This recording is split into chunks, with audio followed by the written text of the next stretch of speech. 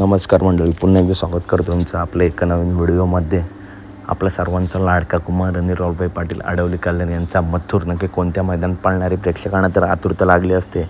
परंतु मित्रांनो, 21 जून पेडगाव हिंदकेसरी ओपन आणि आदित्यचं ओरिजिनल हिंदकेसरी मैदान येथे 21 तारखेला होणार आहे. आणि या मैदानात बिंजोरचा बेताज बादशाह मित्रांनो दरवर्षी येत असतो आणि यावर्षीसुद्धा मित्रांनो मथुर येणार आहे. परंतु मथुरचा पायरा हा पूर्णपणे गुपित असतो, आपल्या सर्वांना माहितीच आहे. आणि डायरेक्ट मैदानात धप्पा भेटेल. बकासूर असेल, मथुर असेल, यांचे पैरे मित्रांनो गुपितच असतात. परंतु मित्रांनो, सोशल मीडियावरती 2-3 नंदींची नावं घेतली जात आहेत की हे नंदी मथुरसोबत दिसावेत, हे नंदी मथुरसोबत असू शकतात.